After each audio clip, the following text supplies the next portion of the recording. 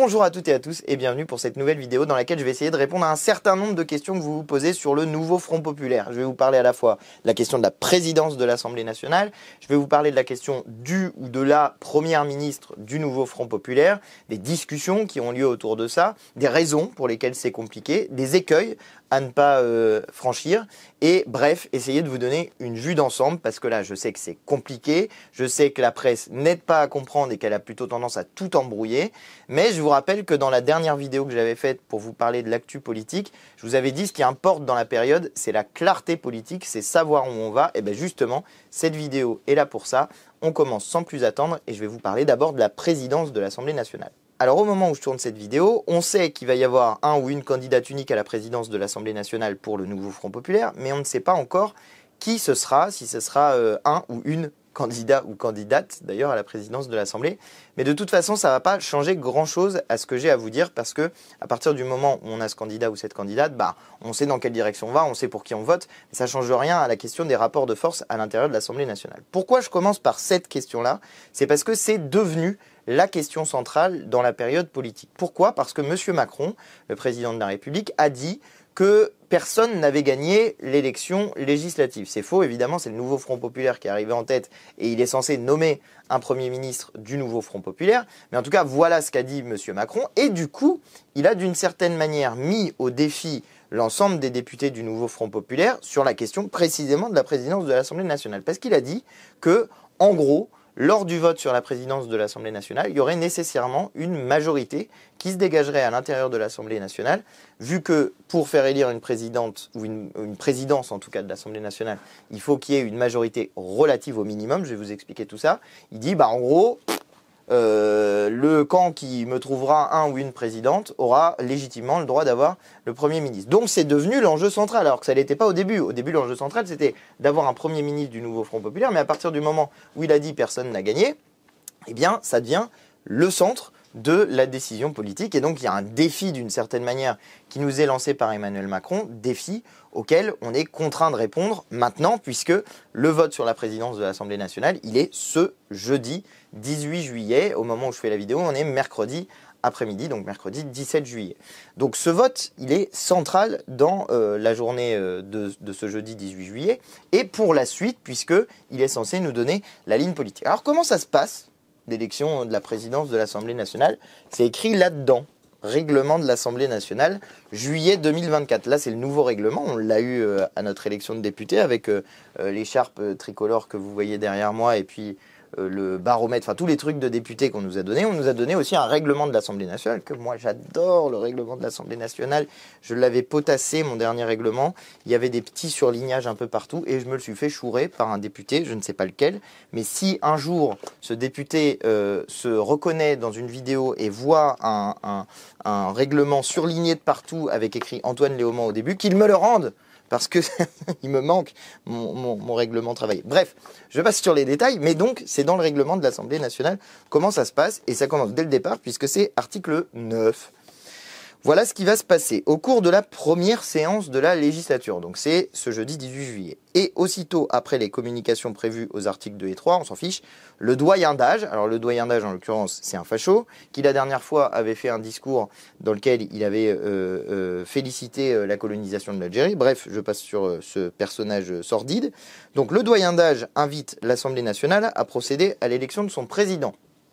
Ah oui, comment ça se passe?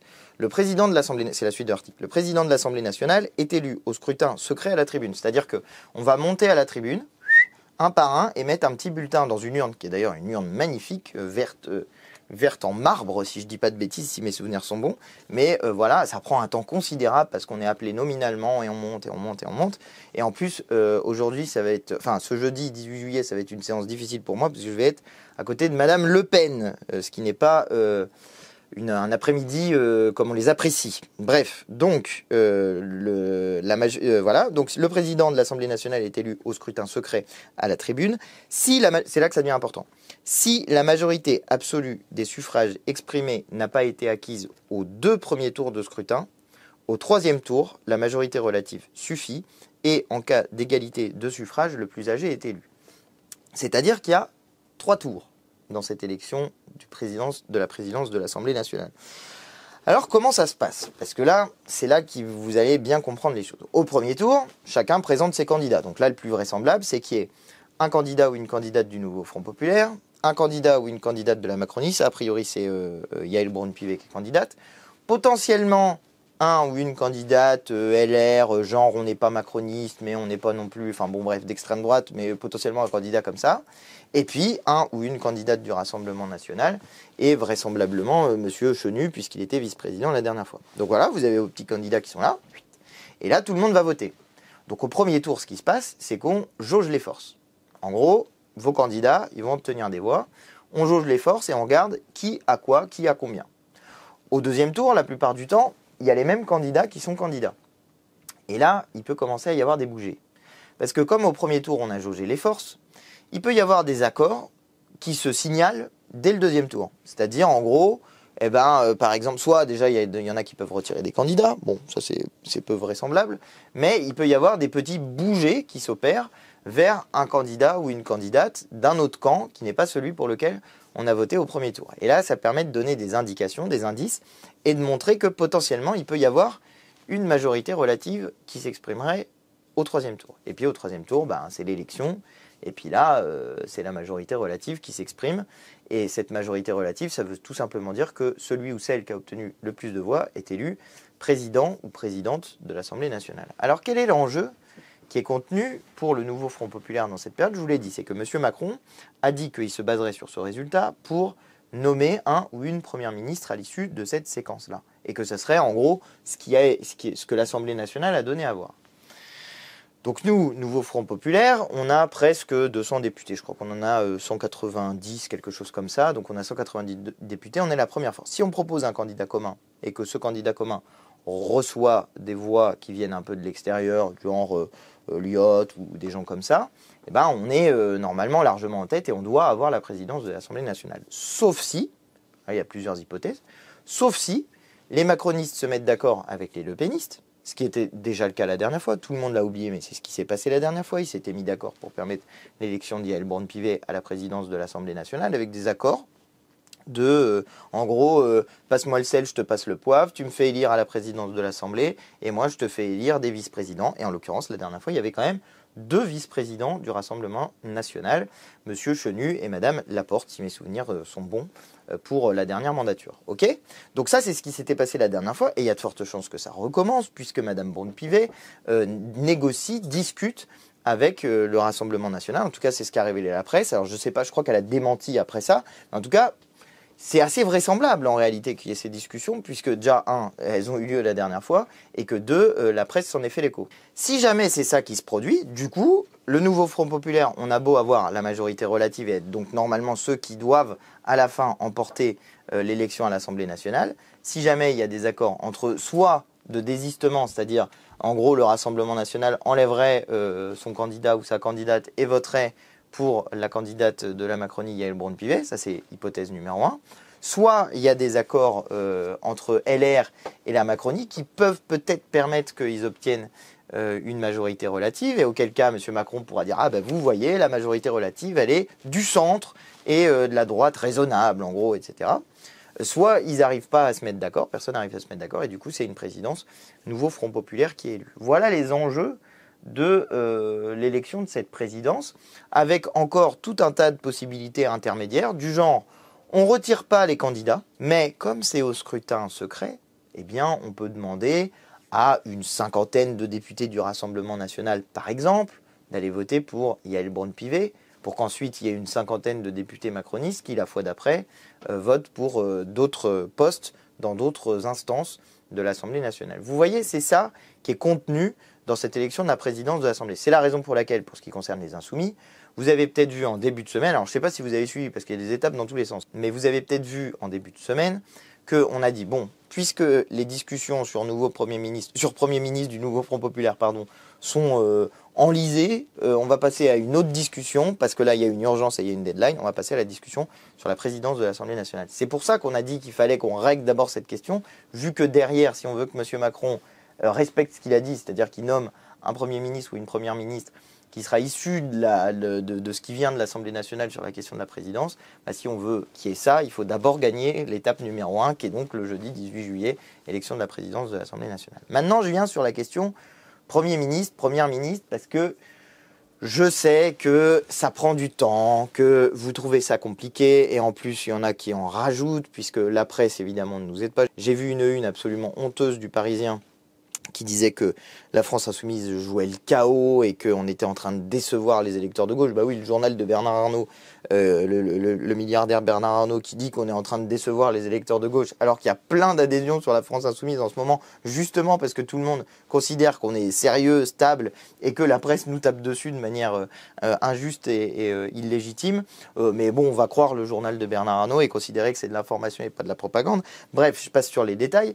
Mais donc, dans la période, vous voyez que c'est déjà compliqué. Donc, petit conseil préalable, tous ceux qui disent oui, ça prend trop longtemps, oui, on est ridicule, oui, on donne à voir un spectacle lamentable, je ne sais quoi, enfin tous ces espèces de, je suis désolé, je vais le dire comme je pense, de pleurnicherie, parce que c'est ça qui est en train de se passer. Oui, on n'y arrive pas, et donc on laisse l'agenda médiatique nous dicter notre ligne de conduite. Enfin franchement, Gabriel Attal, quand il a fait son gouvernement la dernière fois, il a mis 25 jours, d'accord. En Belgique, quand ils n'avaient pas de majorité, ils ont mis 1 an avant de faire un gouvernement. Donc ça va, tu vois, une semaine après une dissolution qui n'était pas prévue et une élection européenne qui a donné à voir un nouveau paysage politique, je trouve que ça va, compte tenu de l'instabilité politique dans laquelle on est.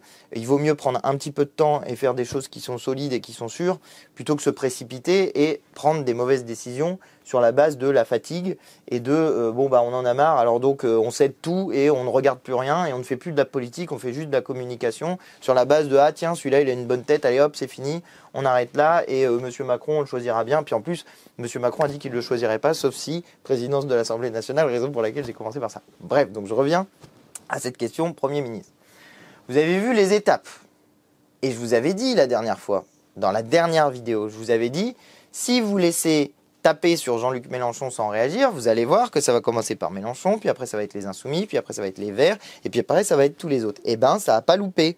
Ça n'a pas loupé, c'est exactement ce qui s'est passé. Donc, Jean-Luc Mélenchon ne doit pas être Premier ministre. Remarquez que si on avait dit dès le départ tous le nouveau Front Populaire, c'est Jean-Luc Mélenchon qui doit être le nouveau Premier ministre, ceux qui seraient en difficulté aujourd'hui, c'est pas le nouveau Front Populaire, ça serait la Macronie qui dirait ah non, certainement pas, Mélenchon, etc.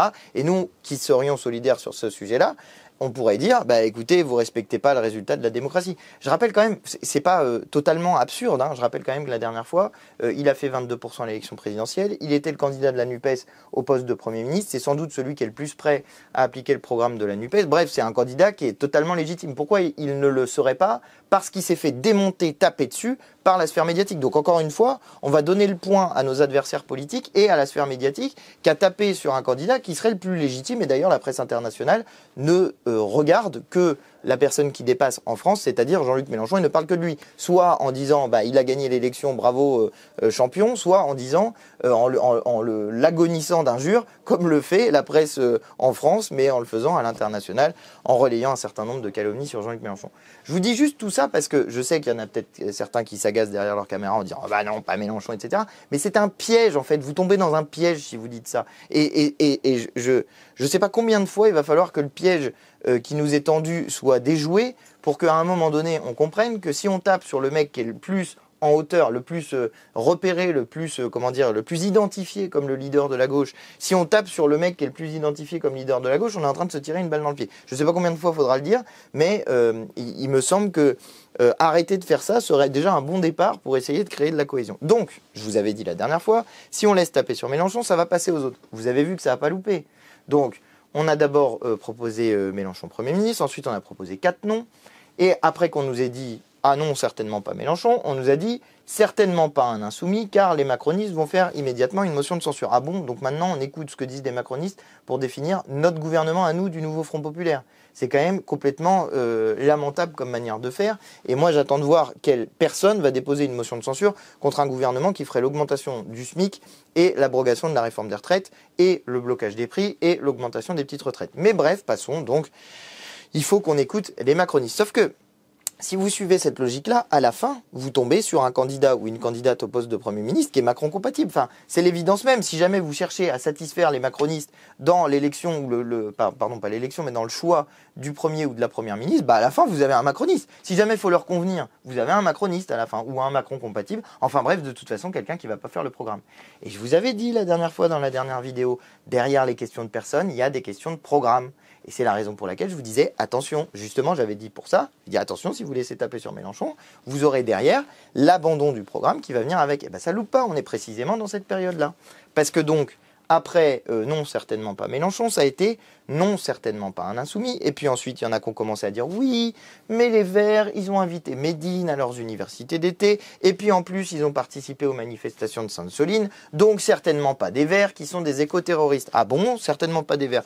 Donc peut-être un socialiste. Et non, ensuite, il y a eu M. Larcher qui nous a dit, si jamais c'est un gouvernement du nouveau Front Populaire, alors nous déposerons une motion de censure. Alors M. Larcher est au Sénat, donc on ne voit pas bien comment il va déposer des motions de censure. Mais on peut imaginer que c'est la logique de la droite de déposer une motion de censure si jamais c'est un ministre du nouveau Front Populaire. Et puis ensuite, chacun y va de son petit truc. Si jamais il y a un seul insoumis dans le gouvernement, alors ça sera la motion de censure. Enfin, bref, on laisse les autres décider à notre place plutôt que de décider nous. Et si on était logique et cohérent, on déciderait le truc qui les embête le plus, c'est mon avis personnel, hein, on déciderait le truc qui les embête le plus, à savoir Jean-Luc Mélenchon, parce qu'au moins ils auraient pu qu'à se débrouiller derrière. Mais ce n'est pas la décision qu'on a prise. J'écoute, j'entends la petite musique anti-Mélenchon, je trouve que c'est complètement stupide, je vous l'ai déjà dit, mais admettons, ayons la discussion. Donc on a proposé quelqu'un d'autre. On a proposé Huguette Bello. Et c'est même pas nous qui l'avons proposé, c'est le Parti communiste qui a proposé Huguette Bello. Huguette Bello qui est une personne absolument formidable. Vraiment, moi j'ai la chance de la connaître personnellement parce que je l'ai rencontrée à plusieurs reprises dans les déplacements qu'on a fait avec Jean-Luc Mélenchon à La Réunion. Et vraiment, c'est une personne formidable. C'est une femme politique qui est très érudite, qui connaît énormément de choses, qui est une oratrice hors pair. Enfin, Huguette Bello, je ne sais pas si vous avez déjà entendu un discours d'Huguette, mais elle a une manière de parler et elle va chercher dans de la poésie. Enfin, franchement, c'est l'équivalent en génération et en meuf de Jean-Luc Mélenchon sur le plan oratoire. C'est vraiment une personne fantastique. Et puis, elle incarne quelque chose. Elle est présidente de la Réunion, de la région La Réunion. Elle incarne une forme de résistance politique. C'est une femme politique qui a dû tenir tête à Paul Vergès, pour ceux qui connaissent le personnage. Et puis, c'est une femme noire des Outre-mer. Et elle incarne une forme, dans sa personne, une forme, comment dire, de réponse assez forte au danger de l'arrivée au pouvoir de l'extrême droite.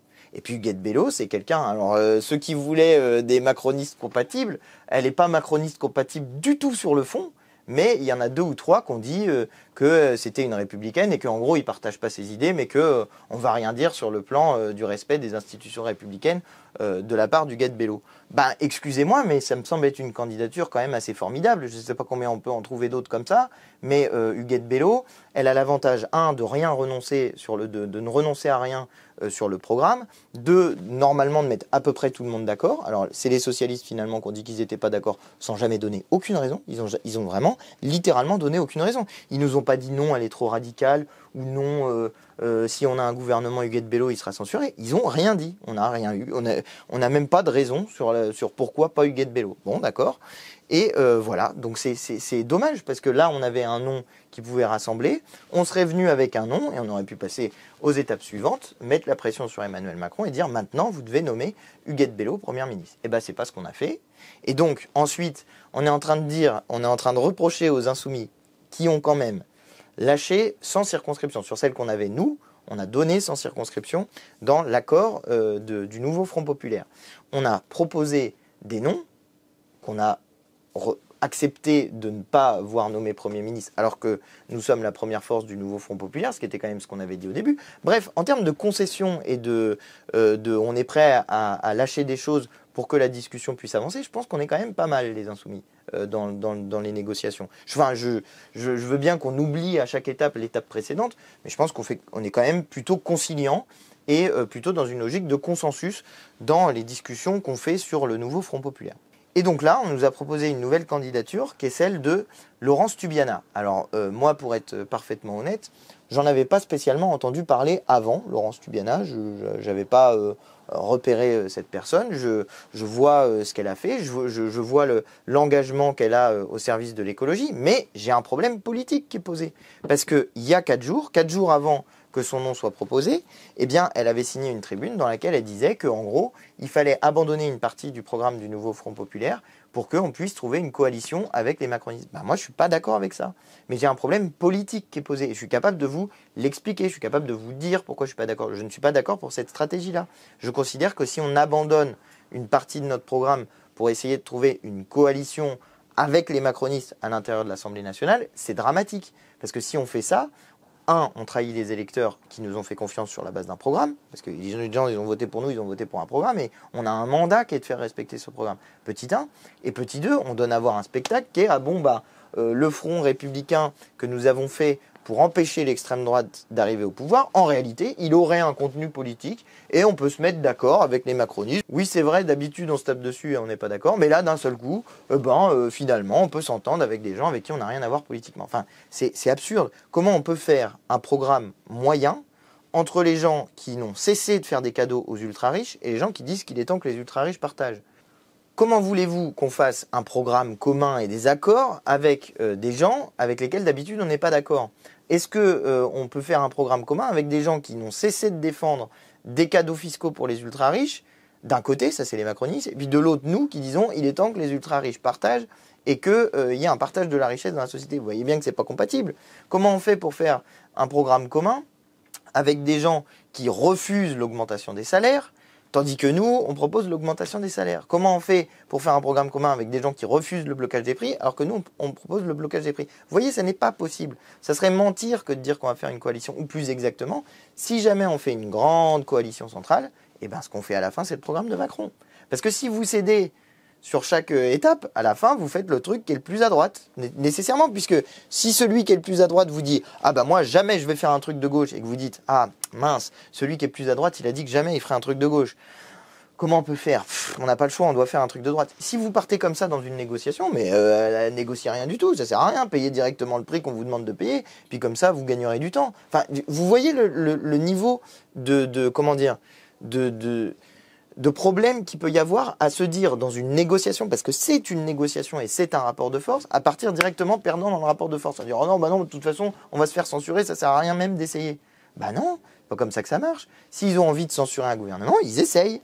Et ils essayent sur une base politique. Ils nous disent pourquoi ils veulent censurer le gouvernement du nouveau Front populaire. Parce qu'on a un programme économique qui n'est pas réalisable, je ne sais quoi. Tu vois, ils définissent, ils donnent un cadre politique. Et ils disent, ils assument qu'ils sont contre l'augmentation des salaires, contre l'augmentation des pensions, contre l'augmentation des APL, qui sont pour que les gens galèrent à la fin du mois et n'arrivent pas à avoir tous les repas pour des millions de Français qui sont concernés par ce sujet. Vous voyez ce que j'essaye de vous expliquer? On ne fait pas des négociations sur un gouvernement d'un pays en se disant qu'il faut aller sur le truc le moins-disant et que ceux qui sont minoritaires, ils sont moins que nous, doivent avoir raison sur nous, parce que c'est nous qui sommes les plus nombreux. Nous avons gagné le rapport de force en déjouant tous les sondages et tous les pronostics. Et donc, comme nous avons gagné le rapport de force, nous devons imposer, nous devons jouer ce rapport de force pour faire en sorte qu'on applique notre programme et pas le programme de Macron qui continue comme avant. Parce que s'il y a bien quelqu'un qui a perdu l'élection, c'est Macron. Il a perdu l'européenne, il a perdu le premier tour de la législative et il a perdu le deuxième tour de l'élection législative. Donc arrêtons d'écouter ceux qui ont perdu. Arrêtons de se dire que ceux qui ont perdu ont gagné. Enfin, c'est la base même d'une négociation. Voilà ce que je voulais vous dire. Et maintenant, je voudrais vous dire aussi d'être patient. Parce que je sais qu'il y a une urgence. Moi aussi, j'aimerais bien qu'on ait un candidat ou une candidate commune Premier ministre. D'ailleurs, on en avait une qui était super, elle s'appelle Huguette Bello. Mais vous voyez, il y a l'urgence réellement, c'est de réussir, je l'ai dit, à gagner la présidence de l'Assemblée nationale. On verra ce qui ressort de cette élection. Et puis l'urgence, c'est surtout de rester cohérent et de rester solide et de rester groupé. C'est ça qui est le plus important. Ensuite, si on met 2 semaines au lieu de mettre 1 semaine à sortir un nom de Premier ministre, bien sûr que c'est dommage. Bien sûr qu'on aurait eu un meilleur rapport de force face à Macron si on avait déjà un nom de Premier ministre. Et je ne suis pas content qu'on n'ait pas déjà un nom de Premier ministre. Mais est-ce que c'est la peine d'aller mettre sans arrêt la pression aux gens en disant « Ah, on n'y arrive pas, on est nul, allez plus vite ». Les négociateurs, ils font ce qu'ils peuvent pour aller vite. Hein. Croyez bien que si c'était facile de se mettre d'accord, ils seraient déjà d'accord. Ils n'ont pas non plus envie d'y passer des heures. Ils n'ont pas non plus envie que on n'ait pas de nom à proposer, à donner à M. Macron. Ils n'ont pas envie, les négociateurs, que ce soit comme ça. Ils n'ont pas envie que ça bloque, ils n'ont pas envie que ça avance pas. Ils ont envie que ça avance, mais ils ont envie qu'on soit tous d'accord sur ce qu'on fait. Et je vous l'ai dit, il y a une question de stratégie qui est posée. Et justement, pour l'instant, ce qui fait qu'on n'est pas d'accord sur des noms, c'est qu'on n'est pas d'accord non plus, a priori, sur la stratégie. D'un côté, il y a ceux qui disent, par exemple, un profil Huguette Bello ou Jean-Luc Mélenchon, hein, ça aurait été le meilleur profil pour faire cette stratégie. D'un côté, ceux qui disent, on va appliquer le programme, tout le programme, et bien malin, ceux qui veulent nous censurer sur la base du programme qu'on veut faire. Et de l'autre côté, il y a ceux qui disent, bon, on ne pourra peut-être pas tout faire, donc il faut qu'on abandonne des trucs, et donc il faut qu'on sorte un profil Macron compatible, parce que comme ça, ils vont accepter, ils ne vont pas nous faire tomber notre gouvernement dès le départ. Ben, moi, vous voyez, je suis plutôt de la première stratégie. Je suis d'une stratégie qui est une bataille, voilà, on mène une bataille rangée contre le macronisme. On n'est pas là pour copiner avec les macronistes, on est là pour mener une bataille rangée avec les macronistes et essayer d'avancer un maximum de nos propositions, parce que s'il y a une situation de blocage à la fin, elle ne viendra pas de nous. Si nous, on est cohérent sur notre ligne politique, avec notre programme politique, et qu'en face, ils nous empêchent de réaliser notre programme politique, c'est eux qui sont mis dans une situation de blocage. C'est eux qui sont mis dans une situation de « ça n'avance pas, le pays est bloqué ». Et qui est responsable de cette situation? Monsieur Macron, qui a dissous l'Assemblée nationale. Donc ça repose la question de la responsabilité politique à celui qui a pris ces décisions-là, c'est-à-dire Monsieur Macron, la personne qui pour l'instant plane dans l'air, mais qui reste un être humain, qui a été candidat à une élection présidentielle et qui peut démissionner de son mandat. Oui, parfaitement, ça fait partie des choses possibles que M. Macron démissionne parce qu'il y a une situation de blocage. Donc vous voyez, en fait, si on part perdant dans une négo, c'est sûr qu'on la perd. Alors là, il y a zéro situation dans laquelle on se sort d'une négo en partant perdant et en disant bon bah allez hop, on s'aide à tout. Non, et où à la fin on gagne. Ça n'existe pas. Donc voilà ce que je voulais vous dire, parce que c'est important que tout le monde comprenne bien ce qui est en train de se passer, qu'on ne participe pas nous-mêmes à créer de la déception, du ah c'est trop lent, oh là là qu'on est nul, etc. Franchement, faut arrêter ça quoi. On n'est pas nul, on a gagné l'élection législative. Mais dites-vous bien que dans la terre entière, ils sont en train de regarder la France en disant mais comment ces gens ont fait dans un pays où les fascistes étaient dits si forts dans les sondages, comment ces gens ont fait pour gagner une élection de gauche, des gens de gauche ont fait pour gagner une élection. Dites-vous bien que la terre entière est en train de nous regarder en disant comment a fait la gauche. Donc on est là en train de croupir dans nos petites histoires nationales pour savoir si ça doit être machin ou truc, mais à l'international, ils sont juste ultra impressionnés les gens. Donc il ne faut pas nous-mêmes, les gens de gauche, qu'on dise oh là là mon Dieu, oh là, si on était meilleur, oh mon Dieu qu'on est nul. Mais non les gens, on est forts. On est fort là, c'est ça qu'il faut aussi comprendre. On est fort, on a réussi à faire quelque chose à quoi personne s'attendait. Et maintenant, on a juste à faire élire une présidence de l'Assemblée nationale, ça va être très difficile, je vous ai dit pourquoi, et 2, proposer un nom au poste de Premier ministre, mais qui soit un nom qui respecte le programme et qui soit prêt à l'appliquer. Parce qu'il faut mener la bataille, il faut mener la baston, et la responsabilité doit être portée sur les autres si jamais il y a une situation de blocage, et certainement pas sur nous. Voilà ce que je voulais vous dire. J'espère vous avoir convaincu, je l'ai dit avec un petit peu d'énergie, parce que, ma foi, j'ai bu trop de café. C'est ça la vérité. J'arrête pas de boire du café parce que, en vérité, je suis comme tout le monde, un petit peu fatigué par des nuits de sommeil qui ne sont pas assez longues. Mais voilà, on essaye de faire ce qu'on peut pour à la fois le bien du nouveau Front Populaire, mais surtout pour le bien du pays. Donc comptez sur nous, en tout cas on n'a pas décidé de changer d'avis sur ce plan-là, et on va continuer à faire avancer le programme du nouveau Front Populaire. Ça veut dire donc essayer de faire gagner une présidence nouveau Front Populaire de l'Assemblée nationale et un ou une première ministre du nouveau Front Populaire pour appliquer notre programme. Voilà ce que je voulais vous dire aujourd'hui. Je compte sur vous pour partager cette vidéo et pour me dire en commentaire ce que vous en avez pensé. Je vous invite à mettre un petit pouce bleu et à vous abonner à la chaîne si vous ne l'avez pas encore fait. Et je bois mon café avant qu'il soit froid parce que là, ça fait 30 minutes que je parle.